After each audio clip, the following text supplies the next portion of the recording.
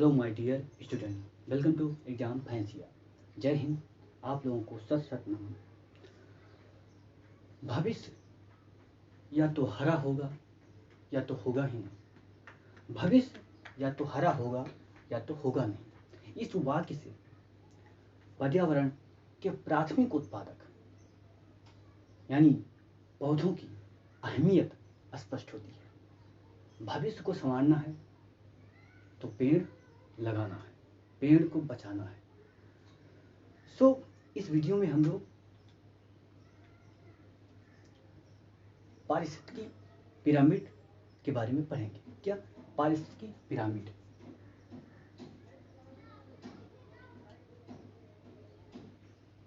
पारिस्थितिकी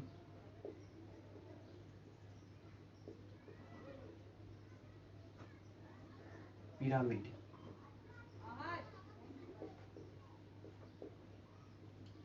ठीक है, इकोलॉजिकल पिरामिड।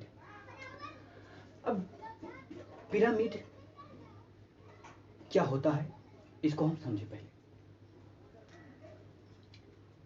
यह रूप आप लोगों ने देखा होगा। क्या यह रूप आप लोगों ने देखा होगा?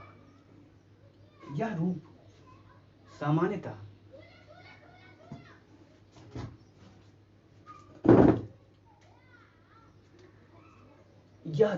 सामान्यतः इजिप्ट की सभ्यता में देखा जाता है। क्या इजिप्ट की सभ्यता में सामान्य रूप से देखा जाता है। ऐसे बहुत सारे पर्वतों के पिरामिड बने हुए हैं। क्या पर्वतों के पिरामिड बने हुए हैं।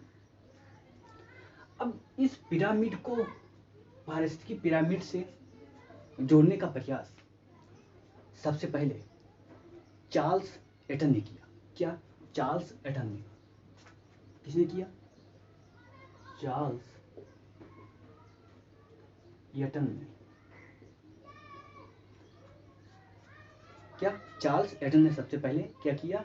पिरामिड को पर्यावरण से या पारिस्थितिकी से जोड़ने का प्रयास किया। क्या पारिस्थितिकी से जोड़ने का प्रयास किया। अब इकोलॉजिकल पिरामिड के बारे में क्या उदाहरण है आप देखें।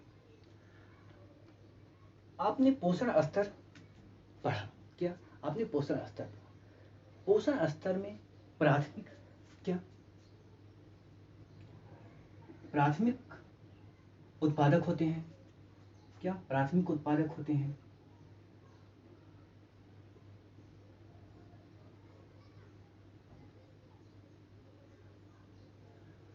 अब उसके बाद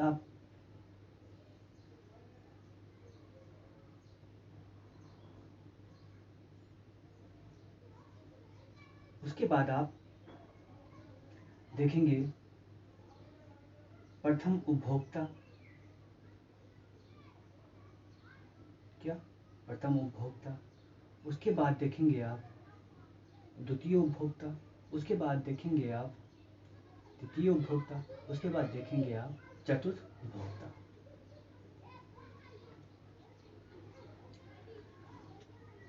अब पोषण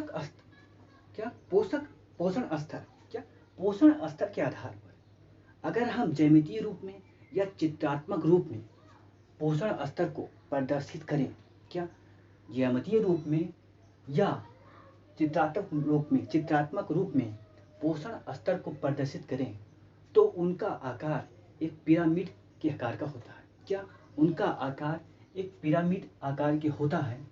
इसी को इकोलॉजिकल पिरामिड कहते हैं। क्या इसी को इकोलॉजिकल पिरामिड कहते हैं। आप देखेंगे प्राथमिक उत्पादक बहुत सारे होते हैं तो इसका आधार जो होगा क्या होगा? बहुत ही बड़ा होगा। क्या आधार बहुत ही बड़ा होगा।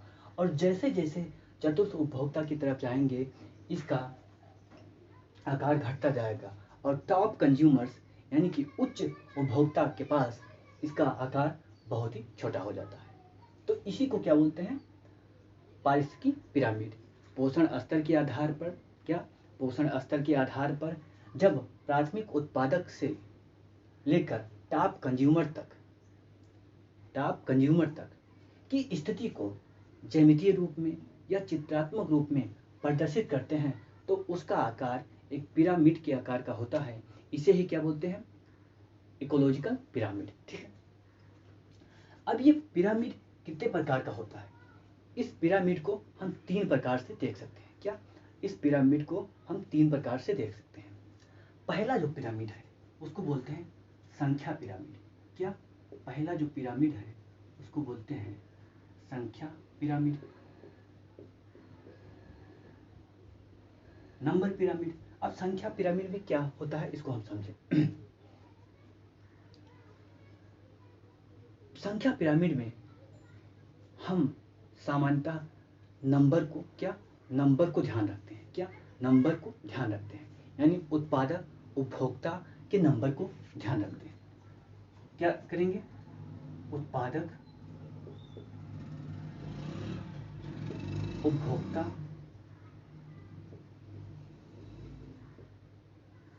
उपभोक्ता की संख्या को ध्यान देंगे। अब संख्या के आधार पर हम अगर पिरामिड बनाएं, क्या? संख्या के आधार पर पिरामिड बनाएं तो पिरामिड 2 रूपों में बनेगा। क्या? 2 रूपों में बनेगा। पहला पिरामिड यही होगा कि प्राथमिक उत्पादक। क्या? प्राथमिक उत्पादक, यानी प्राथमिक उत्पादक की संख्या बहुत अधिक होती है। क्या? प्राथमिक उत्पादक की संख्या बहुत अधिक होती है, और जैसे जैसे टॉप कंज्यूमर की तरफ जाएंगे उनकी संख्या कम होने लगती है। तो ये जो पिरामिड बनेगा संख्या के आधार पर, इसको बोलेंगे सीधा पिरामिड। क्या बोलेंगे? इसको बोलेंगे सीधा पिरामिड। लेकिन ऐसी भी स्थिति आती है जब संख्या को हम ध्यान रखें तो पिरामिड उल्टा बनता है। क्या? जब संख्या को, उत्पादक और उपभोक्ता की संख्या को ही ध्यान रखें तो पिरामिड उल्टा बनता है। कैसे बनेगा वो पिरामिड? उस पिरामिड का आकार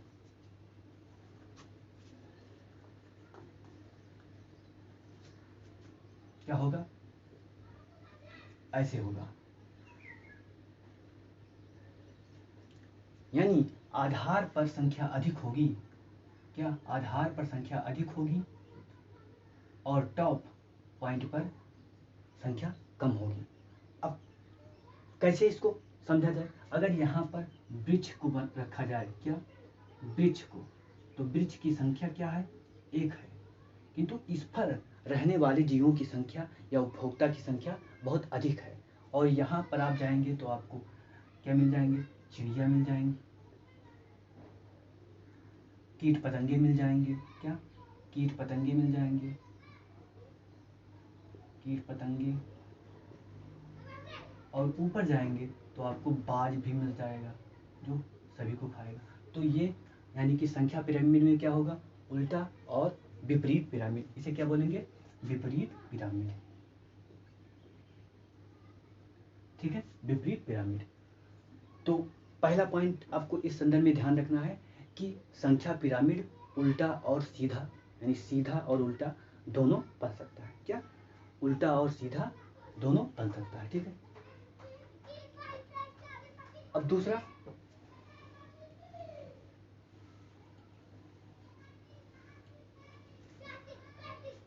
जो पिरामिड है उसको बायोमास पिरामिड या कहते हैं भार पिरामिड। क्या? भार पिरामिड।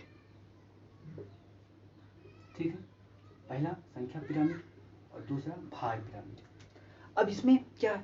भार पिरामिड में क्या? भार पिरामिड में हम उत्पादक और उपभोक्ता के, किसकी? उत्पादक उपभोक्ता के भार को महत्व देंगे। क्या? भार को महत्व देंगे और उसी के आधार पर क्या करेंगे? उसी के आधार पर पिरामिड को बनाने की कोशिश करेंगे। क्या? पिरामिड को बनाने की कोशिश करेंगे। ठीक है। अब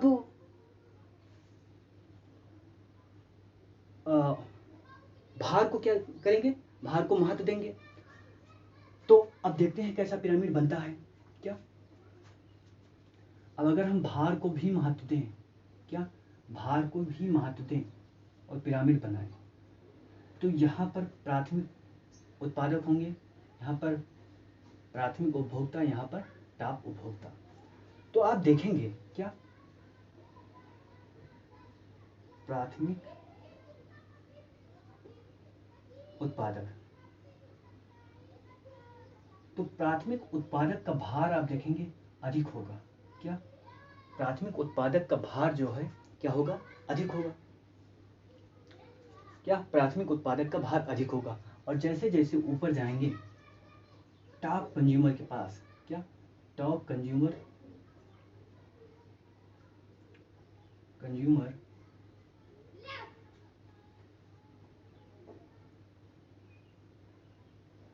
टॉप कंज्यूमर के पास जाएंगे तो उनका भार क्या हो जाएगा? कम हो जाएगा। क्या? उनका भार क्या होगा? कम होगा। ठीक है। अब इसका दूसरा उदाहरण लेते हैं कि जब पिरामिड क्या? जब पिरामिड कैसा बनेगा? ये तो सीधा पिरामिड हो गया, यानी भार पिरामिड में सीधा पिरामिड बनेगा। ऐसी स्थिति आती है जब भार पिरामिड उल्टा पिरामिड बने। जैसे इसके आधार को हम इधर कर देंगे और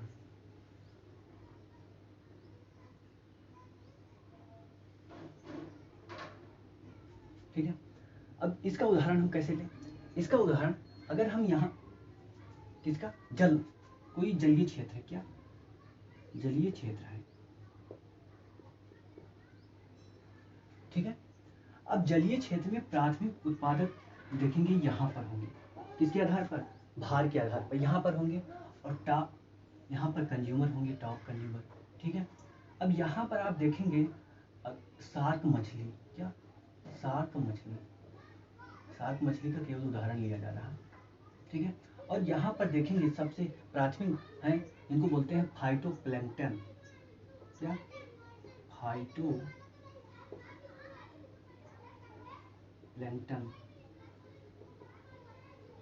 ठीक है। अब फाइटोप्लैंक्टन का अगर इनका भार देखें, अगर एक का भार देखें तो 10 ग्राम होगा और ये 10 क्विंटल होगा, 100 केजी।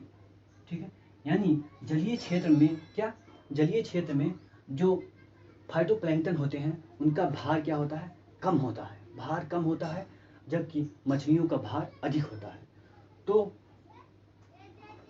क्या पॉइंट निकला? पॉइंट ये निकला कि भार पिरामिड भी उल्टा, सीधा और विपरीत पिरामिड बन सकता है, यानी उल्टा और सीधा बन सकता है। क्या? भार पिरामिड भी उल्टा और सीधा पिरामिड बन सकता है। क्वेश्चन यही पूछा जाता है, भार पिरामिड उल्टा या सीधा पिरामिड बनेगा या नहीं बनेगा? तो बन सकता है ये भी। ठीक है। अब देखते हैं अगला पिरामिड। अगला जो पिरामिड है उसको बोलते हैं ऊर्जा पिरामिड। क्या? ऊर्जा पिरामिड। ठीक है। यहां पर ऊर्जा को ध्यान दिया जाएगा। क्या? ऊर्जा को ध्यान दिया जाएगा। तो अगर ऊर्जा को ध्यान दिया जाए कि सबसे ज्यादा ऊर्जा किसके पास होती है, तो सबसे ज्यादा ऊर्जा हर समय किसके पास होगी? प्राथमिक उत्पादक के पास होगी। क्या? प्राथमिक उत्पादक। ठीक है। और जैसे जैसे आप टॉप कंज्यूमर की तरफ बढ़ेंगे ऊर्जा कम होगी। ठीक है। इस स्थिति में क्या? इस स्थिति में यानी कि ऊर्जा पिरामिड में कभी भी क्या? ऊर्जा पिरामिड में कभी भी पिरामिड उल्टा नहीं बन सकता। क्या? कभी भी पिरामिड उल्टा नहीं बन सकता, यानी कि यह ऊर्जा पिरामिड हर समय सीधा ही सीधा बनता है। ठीक है। ये हो गया पिरामिड। पिरामिड से संबंधित कंसेप्ट, और चार्ल्स एटन ने इसको सबसे पहले दिया था तथ्य।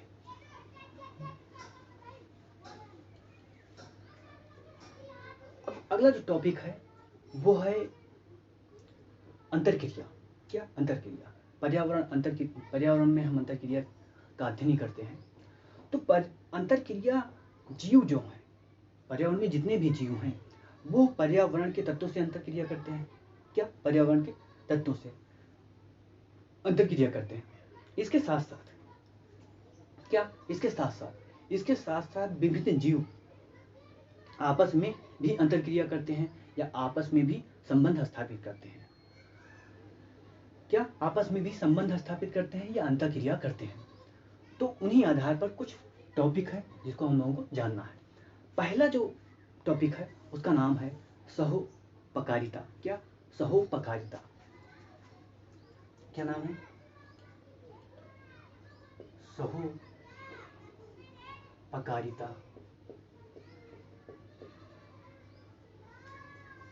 सहोपकारिता इसको क्या बोलते हैं? म्यूचुअलिज्म। क्या? म्यूचुअलिज्म। म्यूचुअलिज्म।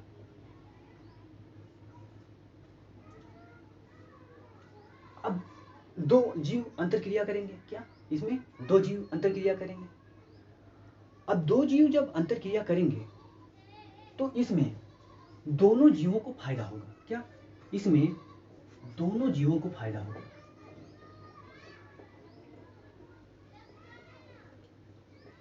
दोनों जीवों को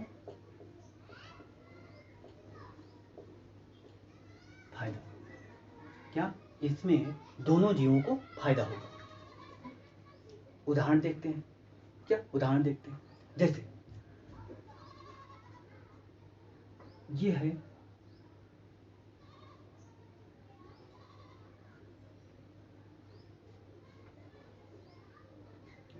ये है पेड़ पौधे। क्या? ये है पेड़ पौधे।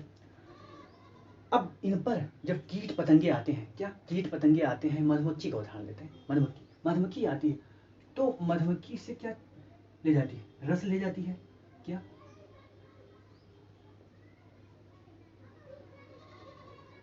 ठीक है। मधुमक्खी मधुमक्खी आई तो इनसे क्या लेगी? रस लेगी। क्या? रस लेगी। इसके बदले में इनको क्या फायदा पहुंचाएगी? इनको फायदा ये पहुंचाएगी कि यहाँ से जो इनके जननांग हैं, इन जननांग के तत्व को इधर से इधर ट्रांसफर करेगी। क्या? ट्रांसफर करेगी। यानी कि परागण। क्या? परागण। पेड़ पौधों में निषेचन को, फर्टिलाइजेशन को क्या बोलते हैं? परागण। ठीक है। परागण मतलब होता है, जैसे एग्जाम्पल से समझते हैं। पति पत्नी इकट्ठा होते हैं। ठीक है। पति पत्नी इकट्ठा होके क्या नए बच्चे का निर्माण करते हैं। सेम इसी तरह इसमें जो दो पौधे हैं, इसमें एक कह सकते हैं मादा होगा, एक मेल होगा, या एक मेल एक फीमेल होगा। और मेल और फीमेल के दोनों तत्वों को मिलाने का काम कौन करते हैं? मधुमक्खी करते हैं या कीट पतंग करते हैं। तो ये जो मिलाते हैं इसी को क्या बोलते हैं? परागण। ठीक है। इसी को क्या बोलते हैं? परागण या पोलिनेशन। ठीक है। तो इसमें आप देखेंगे पेड़ पौधों का भी लाभ हो रहा है, यानी परागण हो रहा है, और मधुमक्खी को रस मिल रहा है। दोनों को फायदा हो रहा है। कौन सा कंसेप्ट है? म्यूचुअलिज्म या सहोपकारिता। क्या? सहोपकारिता। ठीक है। अगला जो है वो है साभोजिता। क्या? साभोजिता। क्या? साभोजिता। साभोजिता साभोजिता को बोलते हैं कमेंसलिज्म। क्या? कमेंसलिज्म। कमेंसलिज्म। अब इसमें क्या होगा? इसमें दो जीव अंतरक्रिया करेंगे। एक जीव को फायदा। क्या? एक जीव को फायदा। ठीक। दूसरा अप्रभावित। ठीक है। साभोजिता में क्या होगा? एक जीव को तो फायदा होगा, लेकिन दूसरा क्या होगा?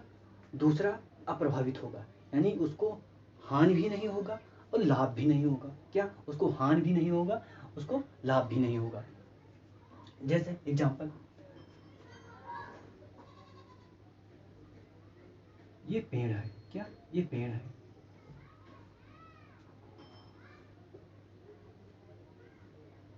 ठीक है।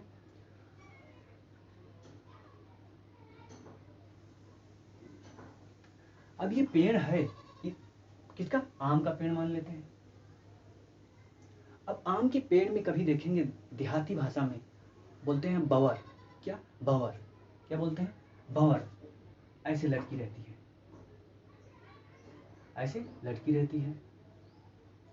अब बवर एक प्रकार का आप कह सकते हैं पौधा ही है। क्या? पौधा ही है। तो बवर इस पर लटका हुआ है, इसी क्या पेड़ पर जमा हुआ है। क्या? पेड़ पर, आम के पेड़ पर ही जमा हुआ है दूसरा पौधा। ठीक है। अब लेकिन आम को नुकसान नहीं पहुंचा रहा है। क्या? आम को नुकसान नहीं पहुंचा रहा, केवल उस पर टंगा हुआ है या लटका हुआ है, लेकिन आम को हानि नहीं पहुंचाता है। क्या? आम को हानि नहीं पहुंचाता, और ना ही क्या पहुंचाता, लाभ पहुंचाता है, क्योंकि ये भी प्रकाश संश्लेषण करता है, तो भोजन भी इससे लेना नहीं है उसको, केवल इस पर टंगा हुआ है बस। ठीक है। तो ये टंगा हुआ है तो इसको फायदा है। क्या? इसको फायदा है, इसलिए कुछ टंगा हुआ है, लेकिन इस पर टंगा हुआ है तो उसको ना फायदा है ना नुकसान है। क्या?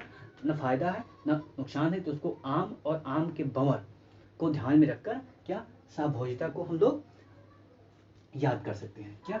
याद कर सकते हैं। परजीविता को क्या कह सकते हैं? परजीविता। अब परजीविता में क्या है, इसको समझ। इसमें भी दो जीव इंटरेक्शन करेंगे, तो उसमें एक को क्या होगा, एक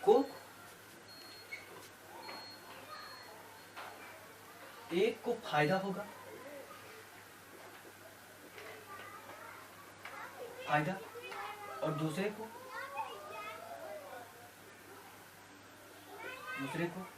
हानि होगा।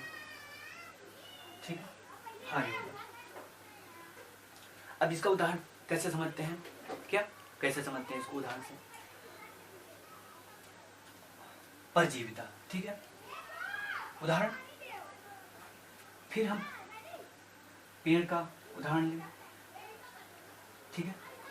अब आप देखेंगे अमर बेल का पौधा आप लोगों ने देखा होगा। क्या? अमर बेल का पौधा आपने देखा होगा। अमर बेल का पौधा जिस पौधे पर होता है, क्या जिस पौधे पर होता है उससे ही भोजन प्राप्त करता है। क्या? जिस पौधे पर होता है उससे ही भोजन प्राप्त करता है। ठीक है। तो यानी कि अमर बेल को तो फायदा होता है, लेकिन जिस पेड़ पर वो होता है, क्या जिस पेड़ पर वो होता है उसे क्या होता है, नुकसान होता है। क्या? उसे नुकसान होता है। ठीक है। तो ये क्या हो गया, परजीविता। ठीक है।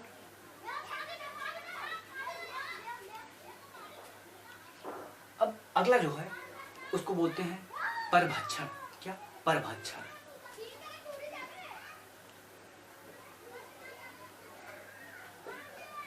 ठीक है।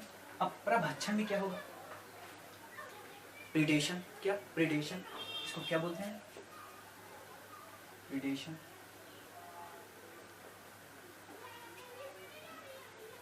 इसमें परभक्षण में एक जीव, क्या एक जीव दूसरे जीव को मारकर खा लेता है। क्या? एक जीव दूसरे जीव को मारकर खा लेता है, इसको परभक्षण कहते हैं। क्या? परभक्षण कहते हैं। अगला जो है उसको कह सकते हैं प्रतिस्पर्धा। क्या? प्रतिस्पर्धा। ठीक है। क्या?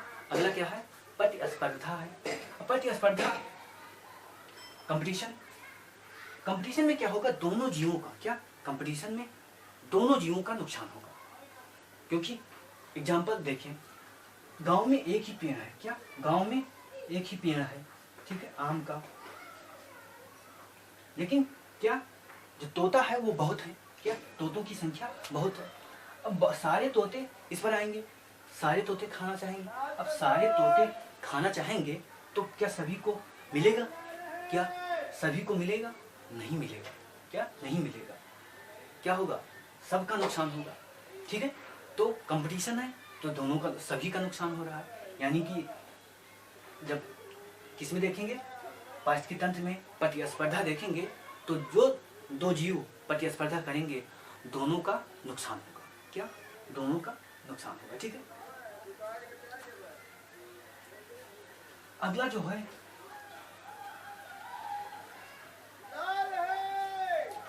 अगला जो टॉपिक है उसको कहते हैं अंतर जातीय परजीविता। क्या? अंतर जातीय परजीविता। अब अंतर जातीय परजीविता क्या है इसको भी समझ लेते हैं।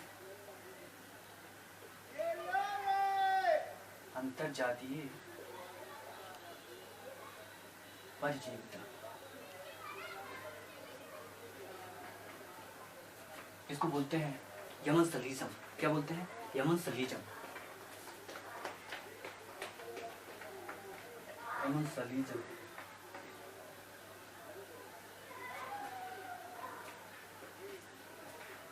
अंतर्जातीय परजीविता, अंतर्जातीय परजीविता में भी क्या एक को हानि होती है और दूसरे को क्या अप्रभावित रहता है। क्या एक जीव को क्या होगा? हानि, ठीक है, और दूसरा अप्रभावित, ठीक है। अब इसको उदाहरण से देखते हैं। पेड़ का उदाहरण लेते हैं, ठीक है। ये पेड़ है, अब इस पेड़ के नीचे ही एक छोटा पेड़ लग गया, तो आप देखेंगे बड़े पेड़ के नीचे जो छोटे पेड़ होते हैं उनका विकास नहीं होता।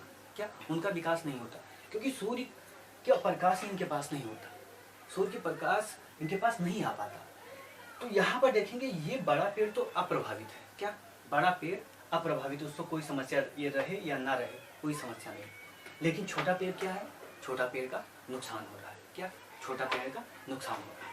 तो ये क्या छोटे छोटे टॉपिक है संबंध के आधार पर, इनको आप लोग ध्यान में रखना, क्योंकि ये एग्जाम में पूछे जाते हैं कि एमेंसलिज्म क्या है, इसमें क्या होता है, क्या इसमें किसको नुकसान किसको फायदा होता है, सहपकारिता में क्या होता है, सहभोजिता में क्या होता है। तो इसको आप ध्यान में रखिएगा, ठीक।